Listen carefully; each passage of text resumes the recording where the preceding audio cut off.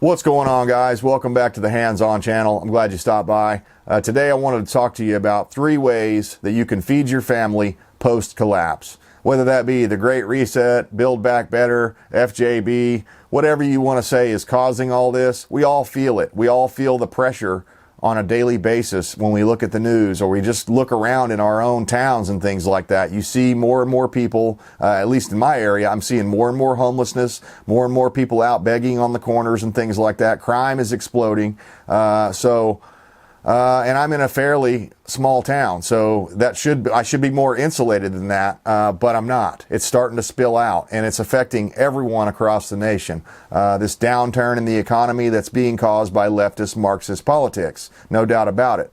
But I can't fix that. You can't fix that. We can try to vote and try to, get rid of these Marxists, but it never seems to work for whatever reason. Whatever reason. You can fill in the reason down below, but I can't say the reason here or my video will get taken down. Censorship's off the charts. The border's wide open. Crime's exploding.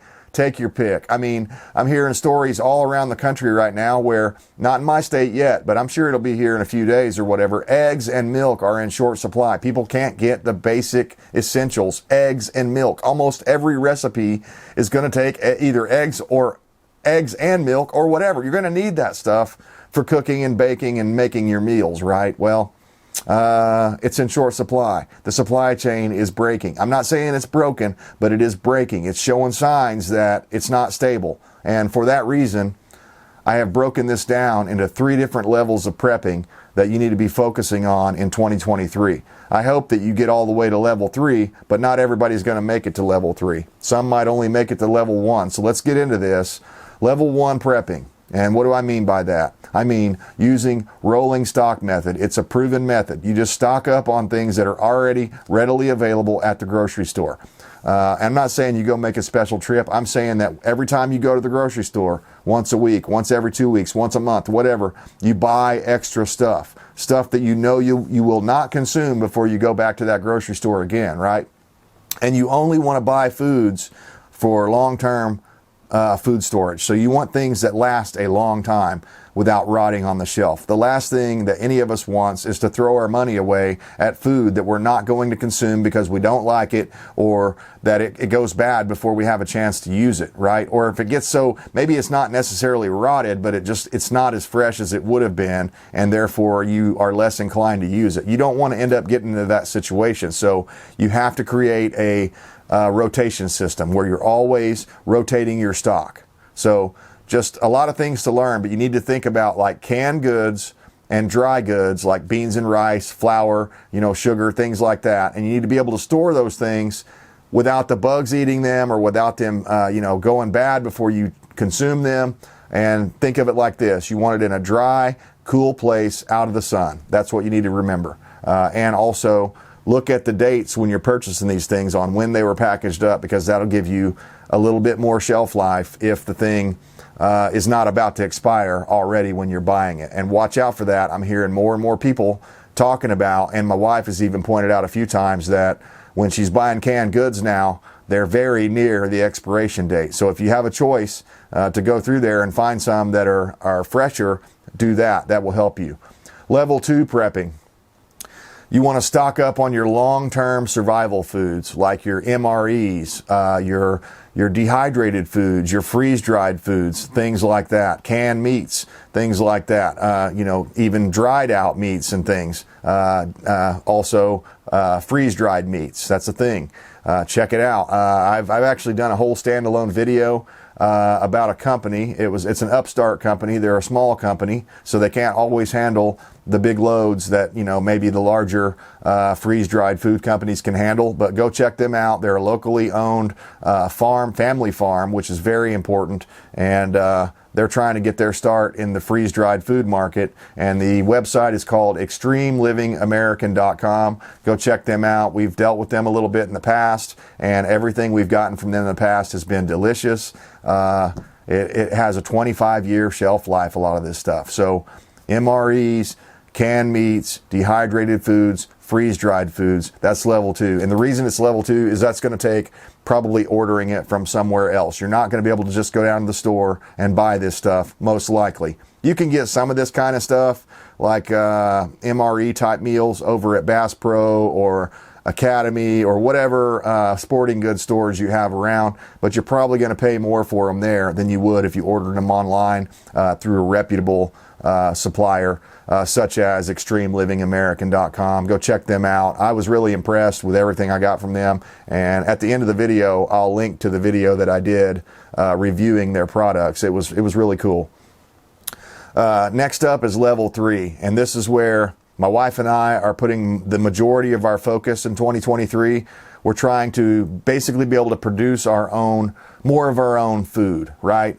So that means we're going to increase our backyard meat, our backyard egg, and our backyard vegetable production. It's going to be really important. The more you can do for yourself, the less they control you. Whoever they is to you, the less they will control you. You won't have to pay taxes on those things that you're growing in your own backyard. All you'll have to do is feed and water those animals and make sure that everything's fine, they're healthy.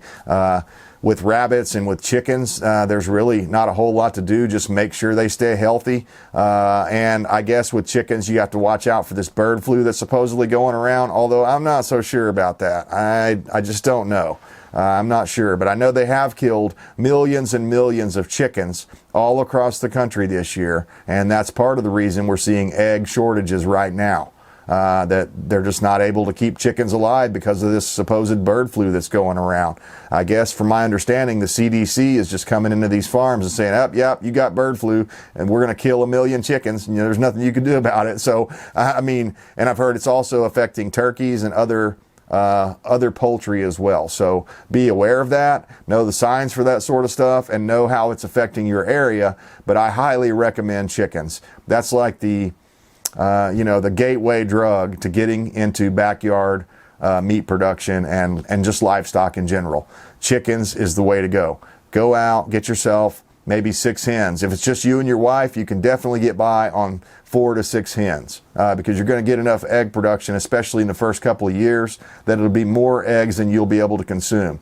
So you'll end up either giving or selling those eggs to other people that might want to, buy farm fresh eggs. And I've done standalone videos in the past that's talked about my basic chicken setup. It was really easy and it was free to me because my neighbor was getting rid of a dog run, one of these like 6 foot tall chain link enclosures that's made for dogs. And it already had chicken wire on it because he had been running his chickens in it, and there's chicken wire across the top. So for a very small amount of money, you could get into backyard livestock like chickens. Rabbits is, I would say, the next level. Now, obviously, rabbits don't lay eggs. You're going to have to harvest the kits. That's what they call baby rabbits, kits.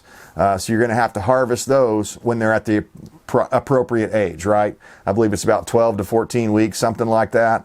And we've actually got some in our greenhouse right now in the wintertime, rabbit hutch setup. I've done a video about that, just kind of showing you my basic setup. They basically need food, water, and you got to have some kind of water dish, some kind of feeder, and then to clean them out, about once a week. And also a great byproduct of the rabbits especially, but also the chickens to a degree, is the poop that they put off is also great fertilizer. With rabbits, rabbit pellets, you can put that straight on your garden. So it becomes like a symbiotic relationship where you're feeding your plants with the rabbit manure and chicken manure, but you have to run chicken manure through a seasoning process. You can't put it straight on because it's too hot. At least that's my understanding. So you'd want to put chicken manure in the compost bin, let that have like a season as you're mixing it in before you put it straight on your garden.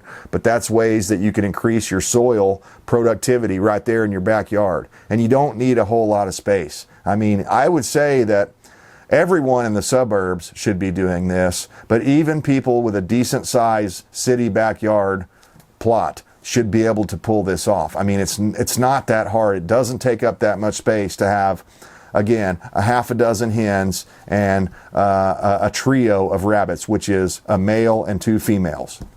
They call them bucks and does, but 1 buck, 2 does is a trio of rabbits. And I did my math earlier on. If I bred my rabbits to full capacity, I'd be able to get up to like 48 to 52 rabbits per year out of just 3. So if I increased my herd and maybe I have, 4 does and 1 buck, or 4 does and 2 bucks, or something like that, then yes, my food bill would go up for those rabbits, but the production capacity would increase exponentially. I mean, I could have it to where we could be eating rabbit at least twice a week, maybe 3 times a week if I wanted to do that, and I would still be able to maintain this all in a fairly small footprint. And again, just think of all that manure that you're putting back onto your own vegetables and making them just explode in the spring. So that's the last thing, is get into a garden.